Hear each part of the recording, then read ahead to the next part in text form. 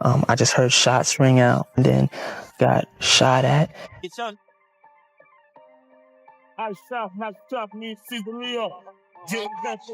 I know there's no way he could have made it out of the car. I told you can't trust these niggas. Now Puffy done killed Tupac, man. We know something's wrong with you, but it's okay, because M said it's okay and Dre said it's okay. Yeah, I had nothing to do with this. If I wouldn't have never met him, I wouldn't have never been involved in this bullshit. You know what I'm saying? I ain't never made a call to Diddy. I got Diddy's number, just hit him up. Yo, Diddy, what up? Never happened. And the winner is Eminem, the Eminem Show. Get your hand out my pocket. I see what you're doing. I see what you're doing on the channel. Get your hand out my pocket, man. I see what you're doing. I see what you're doing, man. Yeah, you gonna make me. Okay, I'm telling y'all right now. Diddy had his hands in every corner of the industry, and that wasn't a secret to anyone. From politicians and billionaires to rap legends and Hollywood icons, his network stretched everywhere. He was the guy people felt they had to know to move forward. I'm like an R-A-P-E-R, got so many essays. Wait, he didn't just spell the word rapper and leave out a P, did he? Yep. Doors opened when his name was mentioned, and entire careers were shaped just by standing close to him. At one point, even 50 Cent was in that orbit, moving around the same circles before that connection slowly rotted into a full-blown rivalry that the whole world would eventually watch explode. But here's where the story takes a sharp turn. Out of all the artists in hip-hop, there was one name that never truly stepped inside Diddy's world. One artist who kept his guard up no matter how powerful the connections were or how flashy the benefits looked. That artist was Eminem. From day one, he wanted no part of Diddy's empire. Not in the late 90s, not in the early 2000s, not ever. While other artists got pulled into the parties, the favors, and the unspoken obligations, Eminem stayed far away. He kept his circle small, his loyalty tight. Original bad boy on the case, covered your face, came into place, glowed and sprayed Puffy with me. And his distance even tighter. He didn't trust the shine, and he didn't need the approval. That separation wasn't accidental, it was intentional. By the time Eminem dropped tracks that fans later dissected line by line, the tension wasn't new at all. He had been sending subtle shots and quiet warnings for years. Back when Eminem was still grinding as an underground rapper, fighting for a seat at the table, Diddy was already sitting at the top of the food chain. He had money, power, and Bad Boy Records, one of the hottest labels in the entire game. For most artists, a Bad Boy deal would have been a dream scenario. Fame, resources, and instant visibility. But Eminem never wanted that lane. They was not scared of Suge Knight. They was terrified of Suge Knight. He believed in a different path from the very beginning. Instead of chasing flash, he chose Aftermath Records, aligning himself with Dr. Dre and focusing on raw craft over politics. That decision didn't just change his career, it changed hip-hop forever. And here's the part most people overlook. Even before the fame, before the charts, before Detroit was fully paying attention, Eminem had already taken a bold shot at Diddy back in 1996 on a raw underground track. Outside, Suge's outside. Everybody like, it was running, dropping, like. So Suge came, he had some Mexican niggas. Now we from New York. You ain't never seen a nigga with a tattoo on his forehead. 118th Street crew. I'm like, what the fuck? He made it clear that he wasn't afraid to challenge power even when he had nothing to lose and everything to risk. That moment wasn't just a diss, it was a signal. It showed that Eminem wasn't built to bow down to industry giants. He wasn't impressed by money, titles, or reputations. And that same fearless energy didn't stop with Diddy. Eminem also had tension with another name that struck fear across the entire culture, Suge Knight, the man behind Death Row Records. When I knew Eminem was real, he's like, I don't give a man. This is when I 50 niggas outside, what's up? And then the nigga Suge just walked away. The Mexican niggas looked kind of confused, like they didn't know what was going on. The label that once ruled the West Coast and housed icons like Tupac, Snoop Dogg, and Dr. Dre, Suge's reputation wasn't just about influence, it was about intimidation. People didn't just avoid crossing him, they feared the consequences if they did. Suge didn't build his empire through kindness or respect, he built it through pressure, chaos, and control. My whole career without ever mentioning Suge, told me stay out. Just wasn't my people. His rule was simple, power came first and mercy came last, but none of that rattled Eminem.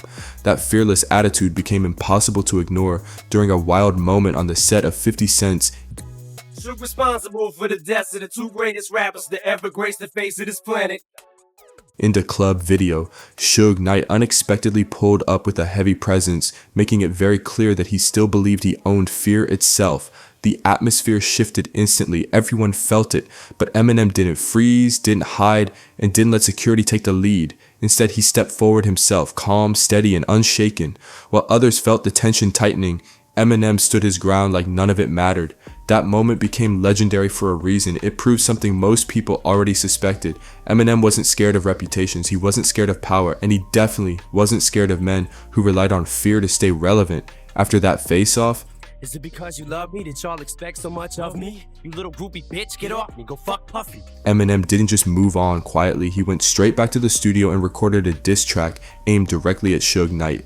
The energy was raw, aggressive, and unfiltered, but the world didn't hear it right away. Dr. Dre stepped in and shut it down, not because the bars weren't hard, but because Dre understood how dangerous Suge's reach could still be. He wanted peace, not escalation, and told Eminem it wasn't his battle to fight at that moment. Still, that track didn't disappear forever. Sorry, Puff, but I don't give a fuck if this chick was my own mother. Years later, it leaked, and when people finally heard it, the reaction was instant. The lyrics were brutal, calculated, and fearless. It confirmed just how deep that tension really ran.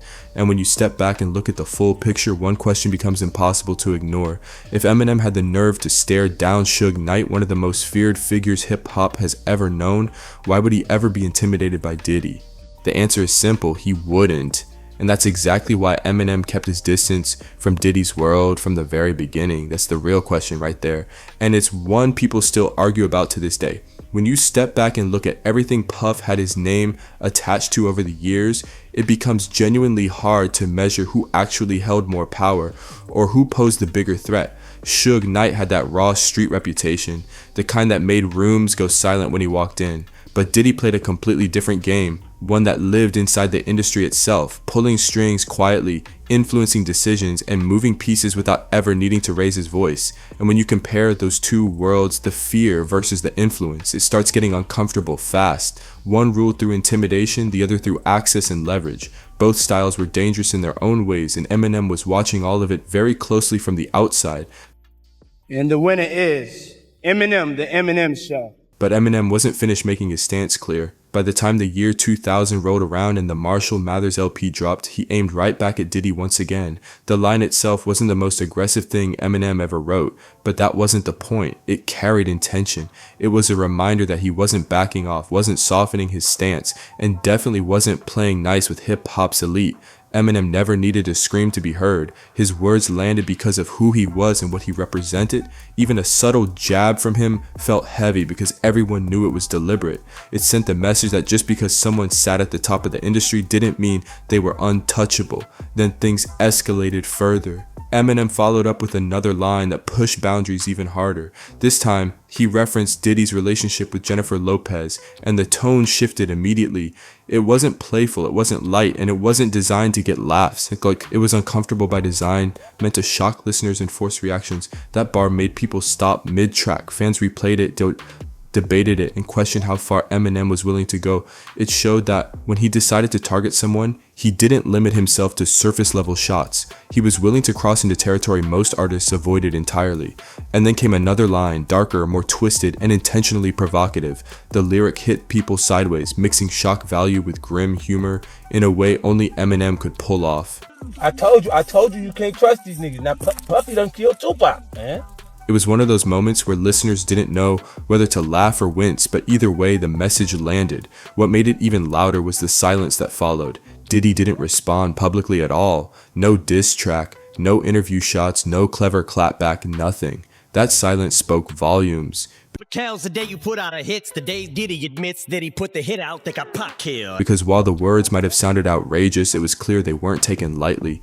Still, despite all those shots flying, there was never a full-blown public feud between Eminem and Diddy in the early 2000s, and the reason was simple. Both men were too busy running empires of their own.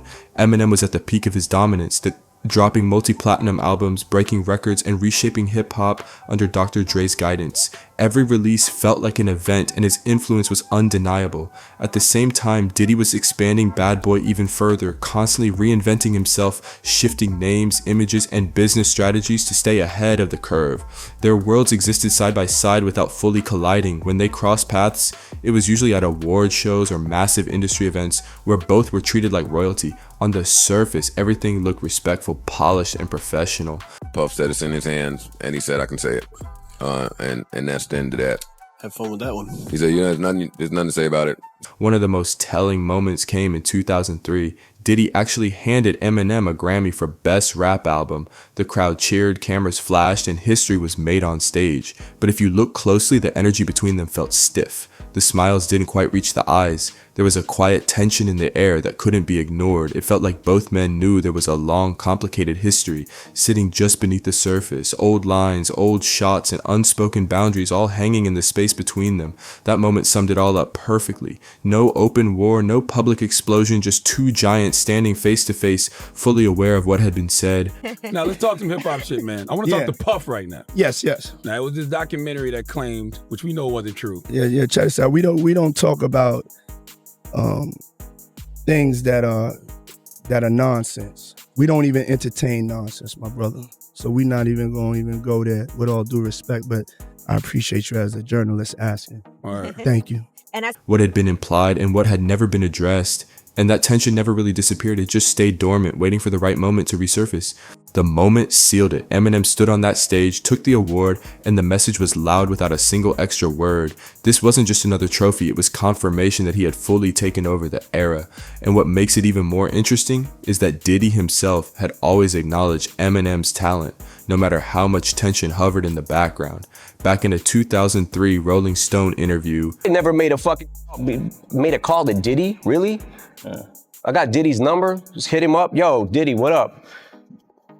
Never happened. Sean Combs spoke openly about Eminem with genuine respect. He didn't dodge the question or downplay the impact. Instead, he said, I think Eminem's up there with the best of it. He even made a point to separate different eras, explaining that Biggie and Tupac were in a category of their own, while still making it clear that Eminem's skill level was undeniable. That moment mattered because it showed Diddy wasn't blind to Marshall's influence, even if their relationship was complicated. Still, the industry has a funny way of connecting people, whether they want it or not. Their paths kept crossing through unexpected angles, especially when it came to one name, 50 Cent. In the early 2000s, Diddy had his eye on 50 as a rising star, but that deal never came together. The word around the industry was that Bad Boy saw too much risk due to 50's ongoing street conflicts, making the situation feel unstable for the label at the time. That single decision quietly changed hip-hop history. Instead of signing with Diddy, 50 ended up under Eminem and Dr. Dre. That move created one of the most powerful alliances rap had ever seen. Together, they sold tens of millions of records, turned 50 into a global name, and unintentionally created a permanent link between Eminem and Diddy through success alone. For years after that, everything stayed relatively quiet. No major public shots, no viral moments, just distance. Then 2015 flipped the entire conversation upside down. A documentary titled Murder Rap, Inside the Biggie and Tupac Murders dropped and instantly reignited one of hip-hop's darkest mysteries. In it, retired LAPD detective Greg Kading made serious claims, alleging that Diddy had involvement in events surrounding Tupac's passing, including claims tied to financial offers and named individuals. Those allegations spread fast, and once again, 50 Cent wasted no time reacting publicly. He echoed the claims, bringing Diddy's name right back into conversations many believed would never resurface. The internet exploded, old suspicions resurfaced, and the pressure around Diddy intensified almost overnight. Eminem stayed quiet at first, letting the noise build. Then in 2018, he dropped Kill Shot, a diss track aimed directly at Machine Gun Kelly. The entire culture stopped to listen. It wasn't just a response, it was a reminder of who still controlled the microphone when it mattered most, but buried inside all those sharp bars was one line that caught everyone's attention. A subtle reference that tied back to Diddy, instantly setting off debates and theories across social media. Fans replayed it over and over, questioning intent, timing, and meaning. Then came the final line, the one that truly shook the room. Suge just ducked his head, and the first bullet went in his head, so the next one's hit him. It's like he was doing a breakdance trying to jump in the back seat or something. Eminem ended the track by saying, "I'm just playing, Diddy, you know I love you." That single sentence lit the internet on fire. Some listeners laughed it off as classic Eminem humor. Others felt it carried a deeper edge, especially considering the history and the timing. Hip-hop forums went wild, comment sections exploded, and theories flooded timelines non-stop. Was it sarcasm? Was it a shield? Or was it a carefully placed jab disguised as humor? Behind the scenes, the reaction reportedly wasn't so lighthearted. According to Joe Budden, Diddy wasn't amused at all. When Killshot dropped, Combs was said to be furious, feeling that the line touched a nerve he didn't want, brought back into the spotlight. Suddenly, that just playing didn't sound playful anymore. It sounded pointed. Always back in the day, Diddy could brush off Eminem's shots like they were nothing. But this time was different. The subject matter hit far too close to something he has always treated as deeply sensitive. Whenever Tupac's name comes up, Diddy's tone reportedly changes immediately, conversations get shut down, and attention gets redirected. So when Eminem casually tied his name to that long-running rumor, it wasn't just a lyric, it was a trigger. A reminder that some topics never fade, no matter how much time passes or how powerful someone becomes. And that's what makes this chapter so fascinating. No direct feud, no back and forth tracks, just carefully placed words that continue to echo years later. In hip-hop, sometimes silence speaks louder than diss tracks, and sometimes one line is enough to reopen an entire conversation that never truly ended. That's exactly why Diddy couldn't stay calm this time. The situation hit a nerve that's been quietly following him for decades, one he spent years trying to bury under success, money, and reinvention. Some topics don't fade with time, they just sink deeper. I'm like an R-A-P-E-R, got so many essays. Wait, he didn't just spell the word rapper and leave out a P, did he? Yep. Waiting for the wrong moment to resurface, and this was one of those moments. For years, Diddy managed to brush off rumors, jokes, and side comments without breaking character. He perfected the art of deflection, staying polished, redirecting conversations, and keeping uncomfortable questions at arm's length. But this time was different. This wasn't a random internet moment or a throwaway lyric. It connected too many dots at once. What made it worse is that Eminem never came at him emotionally or impulsively. Instead, he moved cold, calculated, and precise. Every line felt intentional, placed exactly where it would echo the loudest. That kind of pressure is harder to deal with than outright attacks because it doesn't give you something obvious to swat away later on. When Eminem spoke about his feud with Machine Gun Kelly in interviews, he let something slip that said more than any diss track ever could. He made it clear that he and Diddy weren't connected at all. No phone calls, no personal relationship, no behind-the-scenes communication, just two powerful figures operating in completely separate worlds. That one detail mattered. In an industry where relationships are currency, Next bus, still he's in police handcuffs. Guilty, will he step up like she never turned himself in? not having someone's number is a statement. It means there's no alliance, no back channel, and no interest in maintaining appearances. Eminem wasn't trying to smooth things over or keep doors open, and that silence spoke louder than words. You'd think after everything that went down in 2018, both sides would keep their distance permanently, but hip-hop history doesn't move in straight lines. In 2020, Eminem dropped Music to Be Murdered By, and once again, Diddy's name slipped into the conversation. It wasn't a direct attack, not even close, but fans noticed immediately. That's how it always happens with Eminem. He doesn't need full verses to send messages, a single line, a quick reference, and the internet does the rest. It was just enough to remind everyone that the tension never fully disappeared, it was simply dormant. But calm never lasts long in this story. By June 2020, everything heated up again when an unreleased Eminem verse suddenly leaked online. The verse had been recorded a year earlier for a remix and was never meant for public ears, but once it surfaced, it caused instant chaos. The tone of that leaked verse was sharp and unapologetic. Eminem aimed his frustration directly at media culture, and fans quickly connected the dots back to Diddy's platform. Whether intentional or not, the timing couldn't have been worse. The internet exploded with debates about whether Eminem was reopening old wounds or simply venting built-up frustration.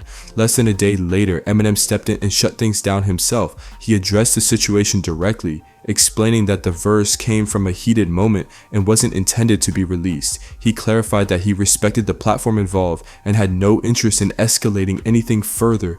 The apology came fast, but the damage was already done.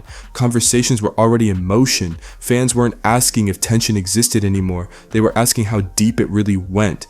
Then the entire conversation took a darker turn, and this time it didn't come from Eminem at all. By late 2023, the situation around Diddy began collapsing rapidly. Multiple serious allegations surfaced, painting a disturbing picture that shocked the entire entertainment world. The most explosive moment came when Cassie, Diddy's longtime former partner, filed a lawsuit describing years of alleged mistreatment, control, and abuse. The details were heavy, deeply unsettling, and impossible to ignore. Headlines spread fast, and public opinion shifted almost overnight. Before the industry could even process that, another major development hit.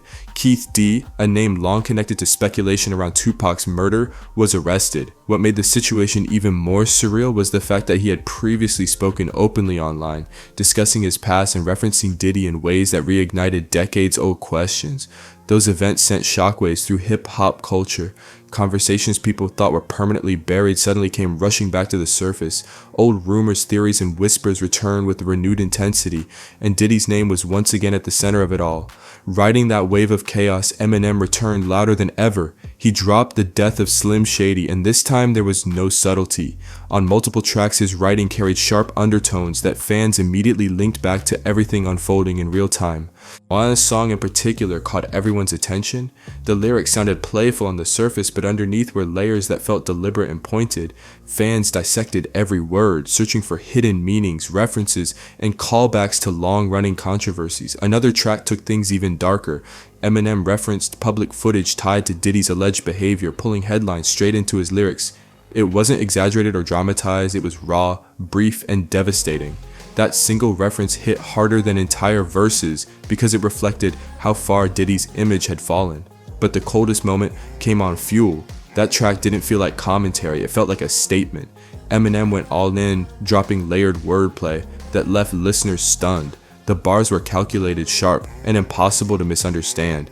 The lyrical technique itself became the headline. Eminem used spelling, phrasing, and double meanings to force listeners to confront uncomfortable ideas head on.